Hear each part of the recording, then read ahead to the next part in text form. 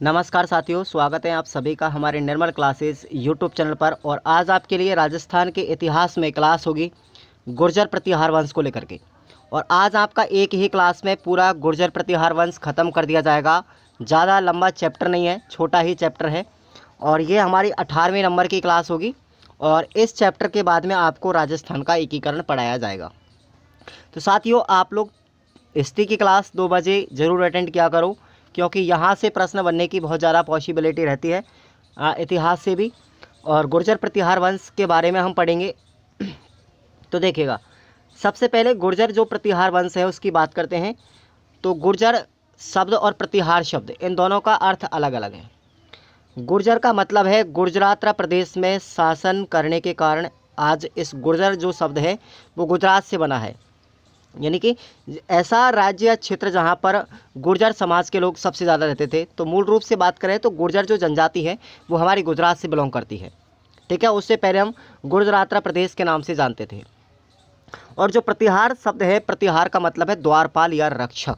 ठीक है, तो इस शब्द से मिलकर बना है गुर्जर प्रतिहार। राजस्थान में मारवाड़ जो क्षेत्र है उसको गुजरात प्रदेश कहते हैं। राजस्थान में मारवाड़ क्षेत्र जो जोधपुर का हमारा आता है ना, जोधपुर मारवाड़, उसको हम गुर्जर प्रतिहार वंश भी कहते हैं। ये आपको याद रखना है। गुर्जर प्रतिहार वंश जो है अरबी आक्रांताओं का सफलतापूर्वक सामना करने वाला एकमात्र राजवंश था। सबसे पहले जो अरब देश से आने वाले आक्रमणकारी थे उनका अच्छे से इन्होंने सामना किया था। ये आपको याद रखना है। एक बार सभी विद्यार्थी क्लास को लाइक कर देंगे और चैनल को सब्सक्राइब करके जरूर रखो। और इन नोट्सों को आप लोग डाउनलोड कर लो खुराना स्टडी ऑफिशियल ऐप से, प्ले स्टोर पर आपको मिल जाएगा और इस वीडियो के डिस्क्रिप्शन बॉक्स में भी आपको लिंक दिया गया है।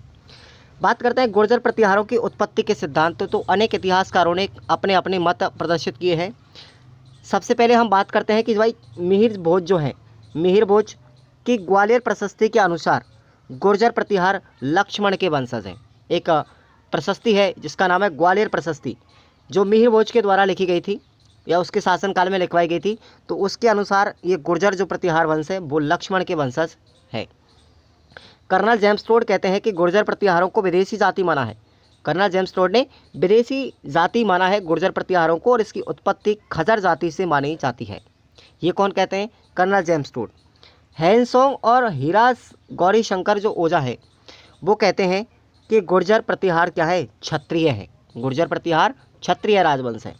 लेकिन चंद्रबरदाई और मुनोत नैणसी और शूलेमन मिश्रण, इनके अनुसार गुर्जर प्रतिहारों की उत्पत्ति कहाँ से हुई है?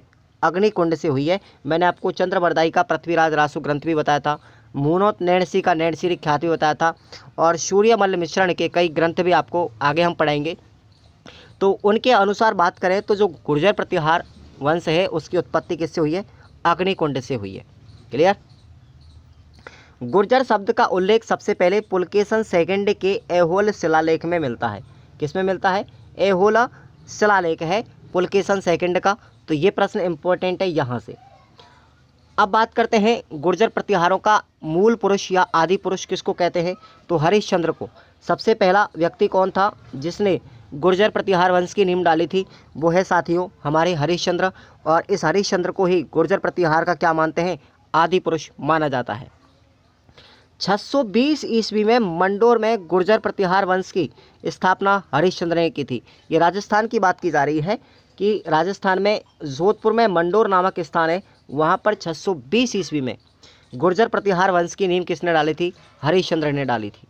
ये राजा हरिश्चंद्र अलग था और ये हरिश्चंद्र गुर्जर प्रतिहार वंश का शासक है साथियों, ये आप लोग ध्यान रखें। हरिश्चंद्र जो शासक थे उनके 2 विवाह हुए थे। एक का नाम था ब्राह्मणी महिला और दूसरे का नाम था क्षत्रिय महिला। ठीक है ना? तो एक पत्नी नाम थी, उसका नाम था ब्राह्मणी और दूसरी का नाम था क्षत्रिया। क्षत्रिया से जिसका नाम भद्रावती बन गया था, ये भी आपको याद रखना। अब क्षत्रिया से साथियों 4 पुत्र प्राप्त हुए थे। क्षत्रिया जो इनकी पत्नी थी भद्रावती, उनसे 4 पुत्र प्राप्त हुए थे और 4 पुत्रों के नाम है, पहले का नाम कदक, दूसरे का नाम देह, तीसरे का नाम रज्जिल और चौथे का नाम योगभट्ट। अब हम बात करते हैं राजस्थान के अंदर कि मुनोत नैणसी ने गुर्जर प्रतिहार वंश की कितनी शाखाओं का वर्णन किया है? 26 शाखाओं का वर्णन किया है। तो 2 प्रश्न इंपॉर्टेंट बने। मुहूर्त नैणसी ने गुर्जर प्रतिहार वंश की कितनी शाखाएं बताई? 26। और गोहिलों की कितनी बताई? बताओ जल्दी से, अब मेवाड़ में आ जाओ। गोहिलों की कितनी शाखाएं बताई? 24 शाखाओं का वर्णन किया है मुहूर्त नैणसी ने। क्लियर। गुर्जर प्रतिहार वंश की बात करें तो राजस्थान में इसकी 2 शाखाएं थी। कितनी थी? 2 शाखाएं हैं राजस्थान के अंदर गुर्जर प्रतिहार की। पहली जो शाखा थी वो थी मंडोर जोधपुर में, जिसकी संस्थापक कौन थे? हरिश्चंद्र थे। और दूसरी शाखा थी भीनमाल जालोर के अंदर, जिसके संस्थापक नागभट्ट प्रथम थे। क्लियर। सबसे पहले मंडोर जोधपुर में स्थापना हुई थी गुर्जर प्रतिहार वंश की, और राजस्थान में दूसरी शाखा जो वर्तमान तक अब तक चली है और जिसके बारे में हम पढ़ेंगे वो है हमारी भीनमाल जालोर, जिसके संस्थापक नागभट्ट प्रथम माने जाते हैं। अब बात करते हैं यहाँ पर हरिश्चंद्र के पुत्र थे तीसरे नंबर के, जिसका नाम था रज्जिल। इनको राजा की उपाधि नरहरि ब्राह्मण ने दी थी। किसने दी थी? नरहरि ब्राह्मण ने दी थी। और नरभट्ट जो थे ये चीनी यात्री हैंसोंग ने इनको पेलोपोली की उपाधि दी थी। पेलोपोली का मतलब होता है एक स्ट्रॉन्ग मैन या शक्तिशाली शासक। क्लियर। हैंसोंग को नीति का पंडित, यात्रियों का राजकुमार, और इनकी पुस्तक का नाम याद रखना सी यू की। क्या नाम था? सी यू की। हैंसोंग ये भारत आया था, चीन का यात्री था और ये यात्रा करने के लिए भारत आया था, और इसने कई सारे इतिहास भी राजस्थान के बारे में, भारत के बारे में लिखे हैं, इसलिए इसको नीति का पंडित, यात्रियों का राजकुमार, और इनकी पुस्तक जो विशेष कर लिखी गई थी वो याद रखना सी यू की है। अब हम बात करेंगे भीनमाल जालोर की शाखा के बारे में कि गुर्जर प्रतिहार वंश किस तरीके से चला था। और बात करें भीनमाल जालोर के तो इसके संस्थापक थे गुर्जर प्रतिहार शाखा के नागभट्ट प्रथम, और इम्पोर्टेंट भी है, याद रखेंगे। नागभट्ट प्रथम की बात करें तो साथियों इनका शासनकाल था 730 से लेकर के 760 ईस्वी तक। ये शासनकाल आपको याद रखना है। और इन्होंने कुछ समय के लिए अपनी राजधानी थी मेड़ता नागौर बनाई, और कुछ समय के लिए इन्होंने उज्जैन एमपी को भी बनाया था। नागभट्ट ने अपनी वास्तविक राजधानी भीनमाल जालोर बनाई थी। कौन सी बनाई थी? राजस्थान में भीनमाल जालोर बनाई थी वास्तविक रूप से। नागभट्ट प्रथम को गुर्जर प्रतिहारों का वास्तविक संस्थापक और मलेच्छों का नाशक भी कहा जाता है। और वेरी वेरी इंपॉर्टेंट लाइन है, याद रखेंगे इसको। गुर्जर प्रतिहार वंश का वास्तविक संस्थापक कौन है? नागभट्ट प्रथम। और मलेच्छों का नाशक भी कौन है? नागभट्ट प्रथम। नागभट्ट प्रथम को ग्वालियर प्रशस्ति में एक नाम दिया गया था नारायण। ये भगवान विष्णु का नाम है, उपनाम है। और नागभट्ट प्रथम को ग्वालियर प्रशस्ति में नारायण कहा है। और नागभट्ट प्रथम का जो दरबार लगता था उसको हम नागावलोक कहते हैं। क्या कहते हैं? नागावलोक कहते हैं। नागभट्ट प्रथम मंडोर की शाखा से अलग होकर के भीनमाल जालोर में अपने गुर्जर प्रतिहार वंश की नींव रखते हैं। ये भी आपको याद रखना है कि नागभट्ट प्रथम ने भीनमाल जालोर को अपनी राजधानी बनाया वास्तविक रूप से, और राजस्थान में यहीं पर इन्होंने गुर्जर प्रतिहार वंश की नींव डाली थी। अब नागभट्ट प्रथम के समकालीन शासक की बात करें तो यहाँ पर इसके समकालीन शासक था जम्मू कश्मीर के शासक थे, जिसका नाम था ललितादित्य। ठीक है, जम्मू कश्मीर के कौन थे? ललितादित्य। और कन्नौज के शासक कौन थे? यशोवर्मन। और राष्ट्रकूट के शासक कौन थे? दंती दुर्ग थे। किसके समय? नागभट्ट प्रथम के समय। और नागभट्ट प्रथम के समय ही उज्जैन में हिरण्य गर्भाधान यज्ञ भी करवाया गया था। उज्जैन में किसने करवाया था? नागभट्ट प्रथम ने उज्जैन में हिरण्य गर्भाधान यज्ञ भी करवाया था। अब इस जो यज्ञ हुआ था इसमें दंती दुर्ग जो थे शासक, वो अपनी पुत्री के साथ में आए थे, जिसका नाम था भूमिका। उनकी पुत्री दंती दुर्ग की नाम था भूमिका, और ये यज्ञ में आए थे हिरण्य गर्भाधान यज्ञ में। तो इस यज्ञ में ही भूमिका देवी का व्यवहार नागभट्ट प्रथम के साथ में, नागभट्ट प्रथम के पुत्र थे जिसका नाम था कुकस्थ। क्या नाम था? कुकस्थ के साथ में इस भूमिका का क्या हो जाता है? विवाह हो जाता है। और 760 ईस्वी में नागभट्ट प्रथम की मृत्यु हो जाती है, और अगले शासक बनते हैं कुकस्थ, नागभट्ट प्रथम के पुत्र। क्लियर। अब बात करते हैं कुकस्थ के बारे में, ज़्यादा नहीं है। इनके शासनकाल में गुर्जर प्रतिहार वंश की सीमा यथावत रही, मतलब इन्होंने अपने शासन को नहीं बढ़ाया ज़्यादा। अगले शासक बनते हैं वत्सराज। याद रखेंगे वत्सराज, इसको हम रणहस्तिन की उपाधि, ठीक है, इसको उपाधि थी रणहस्तिन की, और कई बार पूछा भी गया है। रणहस्तिन का अर्थ है युद्ध भूमि में हाथी के समान होना, यानी लड़ाई लड़ना, हाथी के समान बलशाली था ये। तो रणहस्तिन की उपाधि थी वत्सराज को। और वत्सराज के दरबारी विद्वान भी आपको याद रखने हैं। जीनसेन सूरी, जिन्होंने हरिवंश पुराण ग्रंथ लिखा था, और दूसरे थे उद्बोधन सूरी, जिन्होंने कुबलेमाला ग्रंथ भी लिखा था। कुबलेमाला ग्रंथ में पहली बार, देखो कुबलेमाला जो ग्रंथ था उसमें पहली बार मरु भाषा का उल्लेख किया गया है। कुबलेमाला ग्रंथ उद्बोधन सूरी के द्वारा लिखा गया, जिसके अंदर 18 भाषाओं का उल्लेख किया गया है, जिसमें से मरु भाषा का भी उल्लेख है। वत्सराज के काल में ही त्रिपक्षीय संघर्ष की शुरुआत हुई थी। ये त्रिपक्षीय संघर्ष किस किस के मध्य में हुआ था, सुनिएगा। वत्सराज प्रतिहार के समकालीन ये शासक थे जो त्रिपक्षीय लड़ाई के उम्मीदवार थे। तो कन्नौज के शासक थे उस समय इंद्रायुध, और पाल के शासक थे धर्मपाल, और राष्ट्रकूट के शासक थे ध्रुव। ये तीनों ही शासक ये वत्सराज गुर्जर प्रतिहार के समकालीन थे। अब इनमें आपस में संघर्ष होता है, लड़ाई होती है कि कन्नौज पर अधिकार हेतु वत्सराज ने इंद्रायुध पर क्या किया, सफल आक्रमण किया और कन्नौज को अपनी अस्थायी राजधानी बना दिया।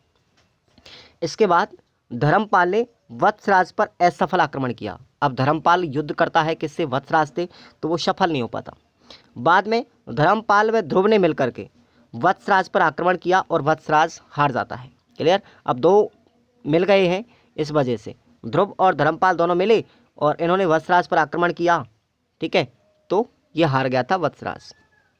वत्सराज ने इंपॉर्टेंट लाइन है कि भाई जो हमारा ओशिया का जोधपुर सूर्य मंदिर है, ओशिया जोधपुर में, उसका निर्माण किसने कराया था राजस्थान में, तो ये वत्सराज प्रतिहार ने कराया था। इंपॉर्टेंट लाइन है। और आप जानते हो कि जो ओशिया जोधपुर में सूर्य मंदिर है उसको हम कोणार्क भी कहते हैं, भुवनेश्वर भी कहते हैं, और यानी कि राजस्थान का कोणार्क या राजस्थान का भुवनेश्वर इस ओशिया को कहा जाता है। क्लियर। वत्सराज ने महावीर मंदिर का निर्माण भी करवाया था। अगले शासक बनते हैं नागभट्ट सेकंड। कौन है, नागभट्ट सेकंड, और इनका शासनकाल है 805 से लेकर के 833 ईस्वी तक, और इनको उपाधि थी साथियों महाराजाधिराज परमेश्वर परम भट्टारक। ये खुद ने ही ग्रहण की थी, और इसकी जानकारी मिलती है बुचकुला शिलालेख में, मिलती है इसकी जानकारी कि ये नागभट्ट सेकंड को उपाधि मिलती है। अब नागभट्ट सेकंड का युद्ध किस किस से होता है, सुनिएगा। नागभट्ट सेकंड ने धर्मपाल को पराजित किया था। ये धर्मपाल कौन थे, पाल, यानी पश्चिम बंगाल के शासक थे, और स्वयं ने ही ये उपाधि ग्रहण की थी। और युद्ध कौन सा हुआ था, मुंगेर का युद्ध हुआ था। धर्मपाल और नागभट्ट सेकंड के मध्य में मुंगेर का युद्ध हुआ, जिसमें धर्मपाल को हरा दिया और स्वयं ने महाराजाधिराज परम भट्टारक की उपाधि ग्रहण की थी। नागभट्ट सेकंड का काल साथियों गुर्जर प्रतिहार वंश का स्वर्ण काल माना जाता है।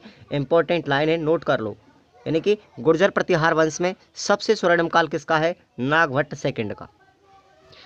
नागभट्ट सेकंड के समकालीन बात करें, कन्नौज के शासक थे चक्रायुध। कौन थे, चक्रायुध, जो धर्मपाल के सहयोग से शासक बने थे। नागभट्ट सेकंड के समकालीन राष्ट्रकूट के शासक कौन थे, गोविंद थे, और इन्हीं के समकालीन पश्चिम बंगाली पाल के शासक कौन थे, धर्मपाल थे, जिसे नागभट्ट सेकंड ने मुंगेर के युद्ध में पराजित किया भी था और वो उपाधि भी ग्रहण की थी। नागभट्ट सेकंड के समकालीन मेवाड़ का शासक था खुम्माण। कौन था, खुम्माण, जो नागभट्ट सेकंड के सामंत भी थे उस समय पर। नागभट्ट सेकंड ने 816 ईस्वी में कन्नौज के शासक चक्रायुध को पराजित करके कन्नौज को अपनी स्थायी राजधानी बना लिया। इंपॉर्टेंट लाइन है। क्लियर। आगे चलते हैं। इसके बाद में क्या हुआ, कन्नौज पर अधिकार के कारण धर्मपाल ने नागभट्ट सेकंड पर आक्रमण किया, लेकिन धर्मपाल फिर से हार जाते हैं। पाल के शासक धर्मपाल, कन्नौज के शासक चक्रायुध और राष्ट्रकूट के शासक गोविंद, ये तीनों मिलकर के अब नागभट्ट सेकंड पर क्या करते हैं, आक्रमण करते हैं, लेकिन फिर भी असफल हो जाते हैं, ये हार जाते हैं नागभट्ट सेकंड से। चित्तौड़गढ़ पर जब साथियों पहली बार, चित्तौड़गढ़ पर प्रथम बार विदेशी आक्रमण किया था, वो किसने किया था, मामू ने किया था। उस समय मेवाड़ के शासक थे खुम्माण, और उस खुम्माण का सहयोग भी किसने किया था, नागभट्ट सेकंड ने किया था। ठीक है। नागभट्ट सेकंड को गुर्जर प्रतिहार वंश का डायमंड शासक कहते हैं। क्या कहते हैं, डायमंड शासक कहते हैं। इंपॉर्टेंट है भाई, राजस्थान में गुर्जर प्रतिहार वंश का जो डायमंड शासक है वो कौन है, नागभट्ट सेकंड। नागभट्ट सेकंड की आराध्य देवी थी जिसका नाम था भगवती देवी। भगवती देवी मानी जाती है, और इन्होंने 1833 ईस्वी में नागभट्ट सेकंड की गंगा में समाधि लेने के कारण क्या हो गई, मृत्यु हो गई थी। अब शासक बनते हैं अगले रामभद्र। रामभद्र जो शासक थे उनका शासनकाल है 833 से लेकर के 836 ईस्वी तक, और इनके 3 साल के शासनकाल में गुर्जर प्रतिहार वंश कमजोर हो गया था। रामचंद्र की हत्या इनके ही पुत्र मिहिर भोज के द्वारा की गई थी। याद रखना, जो मिहिर भोज है, आपको राजस्थान में जगह जगह पर जो गुर्जर समाज के शासक मिहिर भोज हैं उसकी तस्वीरें आपको हर गांव गांव ढाणी ढाणी में आपको इनके पोस्टर मिलेंगे। तो ये वही मिहिर भोज हत्यारा है जिसने अपने पिता की क्या की थी, हत्या की थी, रामचंद्र की। देखना आप मेरे राजस्थान या राजपूताना के ग्रामीण क्षेत्रों में आकर के आप देखेंगे तो मिहिर भोज की तस्वीरें आपको ग्रामीण क्षेत्रों में बहुत ज़्यादा मिलेंगी। और उस हत्यारे की देखो आप, शासक भी कैसा है, मिहिर भोज को जो गुर्जर जनजाति अपना क्या मानती है, आदर्श मानती है, उस आदर्श व्यक्ति ने ही अपना क्या किया था, अपने पिता की मृत्यु की थी। इसी इसको हम कहें तो मिर्ज भोज को गुर्जर प्रतिहार वंश का क्या कहते हैं, पितृहंता कहते हैं। ये समाज भी बड़ा अजीब है, मुझे गिलानी होती है इस बात की, बड़ा दुख होता है कि जिस गुर्जर प्रतिहार की बात करते हैं उसका सबसे शक्तिशाली शासक मिहिर भोज तो है, लेकिन ये अपने पिता का हत्यारा भी है। अपने पिता की भला मौत कौन करता है, लेकिन ये गुर्जर प्रतिहार वंश का ऐसा प्रथम पितृहंता है जिसने रामचंद्र अपने पिता की मृत्यु की थी। अब अगले शासक अपने पिता को मार करके अगला शासक खुद मिहिर भोज ही बनता है, जिसको भोज प्रथम के नाम से भी जानते हैं। 1833 से लेकर के 1886 तक इनका काल है, शासनकाल। और इनको दो उपाधियां भी थी साथियों, याद रखना, दो उपाधियां थी, एक तो थी आदिवराह की और दूसरी उपाधि थी प्रवास की। अन्य उपाधि भी है इनकी, दूसरी अन्य उपाधि है इनकी महाराज अधिराज परमेश्वर परम भट्टारक की उपाधि। मिहिर भोज ने भगवती मंदिर का निर्माण भी कराया। मिहिर भोज ने भगवती मंदिर का निर्माण कराया। ये भगवती जो देवी थी ये नागभट्ट सेकंड की क्या थी, आराध्य देवी। मिहिर भोज को अरबी यात्री सुलेमान ने बुर्ज कहा है। भाई एक अरबी यात्री था जिसका नाम था सुलेमान, उसने मिहिर भोज को एक उपाधि भी दी थी जिसका नाम है बुर्ज। बुर्ज का मतलब होता है मुसलमानों का नाश करने वाला। बगदाद के अल मसूदी ने मिहिर भोज को बोरा कहा है। बोरा का मतलब शक्तिशाली राजा, ये उपाधि भी इसको दी थी। और डॉक्टर दशरथ शर्मा जो है हमारे इतिहासकार, उन्होंने मिहिर भोज को 9वीं सदी का सबसे शक्तिशाली शासक कहा है। देखिए ये सबसे बड़ी गलती की थी मिहिर भोज ने, वो शासक तो बन जाता, कोई दिक्कत वाली बात नहीं है, अपना बाप अपने पुत्र को ही शासन या उत्तरदायी बनाता है, उत्तरदायित्व सौंपता है शासन का, लेकिन फिर इसने अपने पिता को क्यों मारा ये अभी तक बात रहस्यमय है। अगले शासक बनते हैं महेंद्रपाल फर्स्ट। इनका शासनकाल 886 से लेकर के 910 ईस्वी तक था और इनको उपाधि थी महेंद्र युक्त महिषपाल की। और ये मिहिर भोज के पुत्र थे। कौन थे? मिहिर भोज के पुत्र थे महेंद्रपाल फर्स्ट। इनकी माता का नाम था महेंद्रपाल का चंद्र भट्टारी का। इनके दरबारी विद्वान पूछे तो दरबारी विद्वान आपको याद रखने राजशेखर थे। कौन थे? राजशेखर। और राजशेखर के द्वारा ये 4 ग्रंथ लिखे गए थे, ये आपको अच्छे से याद रखना है। एक तो है विद्युस्वाल भंजी का, दूसरा है कर्पूर मंजरी, तीसरा है बाल भारत और चौथा है बाल राजा। अब इनके बारे में देखेंगे इनमें क्या क्या लिखा हुआ है। राजशेखर ने अपने ग्रंथ विद्युसाल भंजी का ग्रंथ के अंदर महेंद्रपाल प्रथम को रघुकुल तिलक कहा है। क्या कहा है? रघुकुल तिलक। और कर्पूर मंजरी ग्रंथ के अंदर महेंद्रपाल प्रथम जो है वो महाराष्ट्र चूड़ामणि के नाम से जाने जाते हैं। कर्पूर मंजरी ग्रंथ में महेंद्रपाल प्रथम को महाराष्ट्र चूड़ामणि कहा गया। और बाल भारत ग्रंथ में महेंद्रपाल फर्स्ट को रघुकुल ग्रामीणी कहा है। तो ये तीनों ग्रंथों में इसको क्या क्या कहा है ये भी आपको याद रखना है। महेंद्रपाल प्रथम ने पाल के शासक थे जिसका नाम था नारायण पाल, इसको घर में जाकर के हरा दिया। राजशेखर ने महेंद्रपाल प्रथम के पुत्र थे जिसका नाम था महिपाल, उसको क्या कहा है? रघुकुल मुक्तामणि तथा आर्यवर्त का महाराजाधिराज कहा है। तो ये ग्रंथ भी आपको अच्छे से याद रखने। अब महेंद्रपाल प्रथम के 2 पुत्र हुए थे, एक का नाम था भोज सेकंड और दूसरे का नाम था महिपाल। महेंद्रपाल प्रथम के दोनों पुत्र भोज सेकंड और महिपाल के मध्य में उत्तराधिकार को लेकर के क्या हो गई? लड़ाई हो गई। भोज सेकंड कुलचुरी शासक जो थे एमपी के, कोकिल देव की सहायता से 1910 से लेकर के 1913 तक ये शासक बने थे। कौन? भोज सेकंड। इसके बाद में महिपाल चंदेल के शासक हर्ष की सहायता से भोज सेकंड को गद्दी से हटा करके स्वयं महिपाल कन्नौज का शासक बन जाता है। क्लियर भाई? पहले तो बने थे भोज सेकंड, ये किसकी सहायता से बने थे? ये बने थे कोकिल देव की सहायता से। ये कोकिल देव कुलचुरी के शासक थे, लेकिन उसके बाद में महिपाल सेकंड जाकर के किससे मिल जाता है? चंदेल के शासक हर्ष से, और बड़ा शक्तिशाली था वो हर्ष। तो इसने भोज सेकंड को गद्दी से हटाया और महिपाल को कन्नौज का राजा बना दिया। उसके बाद अब महिपाल ही शासक बनते हैं अगले। इनका शासनकाल था 913 से लेकर 945 तक। खजुराहो शिलालेख में महिपाल को क्षतिपाल देव कहा है, क्षतिपाल देव। राष्ट्रकूट शासक गोविंद फोर्थ जो है गोविंद चतुर्थ ने महिपाल पर आक्रमण किया तथा कन्नौज पर गोविंद फोर्थ ने अपना अधिकार कर लिया। इसके बाद गोहिल सामंत भट्ट की सहायता से, गोहिल सामंत भट्ट, उसकी सहायता से महिपाल ने राष्ट्रकूट के शासक गोविंद फोर्थ को पराजित किया और कन्नौज पर अपना अधिकार पुनः कर लिया। उसके बाद अगले राजा बनते हैं राज्यपाल। कौन बनते हैं? राज्यपाल, जिसका नाम ही था। इन्हें कन्नौज का अंतिम गुर्जर प्रतिहार शासक कहा जाता है। कन्नौज का अंतिम गुर्जर प्रतिहार शासक किसको कहते हैं? राज्यपाल को। इंपॉर्टेंट है ये। चंद्रदेव ने राज्यपाल को पराजित करके कन्नौज पर अपना अधिकार कर लिया और महमूद गजनबी ने, साथियों याद करें, महमूद गजनबी ने 1020 में इस कन्नौज पर आक्रमण भी किया था राज्यपाल के ऊपर। और अगर बात करें कि देखो, अगर कन्नौज की बात करें तो अंतिम गुर्जर प्रतिहार शासक था राज्यपाल। और पूरे भारत की बात करें, संपूर्ण भारत में अंतिम गुर्जर प्रतिहार शासक कौन था? वो था आपका यशपाल। ये दोनों ही पॉइंट आपको याद रख लेने हैं। तो आज की क्लास आपकी इतनी बड़ी थी और आपका पूरा का पूरा गुर्जर प्रतिहार वंश हो चुका है। और यहाँ पर आपके राजवंश खत्म होने वाले हो चुके हैं आज, सबके सब राजवंश। और अगली क्लास इसके बाद में जो आएगी वो आएगी राजस्थान का एकीकरण। अब हम शुरुआत करेंगे, आधुनिक इतिहास में घुसने वाले हैं। कल से सभी विद्यार्थी तैयार रहेंगे और इन प्रीवियस क्लासों को भी आप लोग देखेंगे जो आपको 15-20 क्लास डली हैं।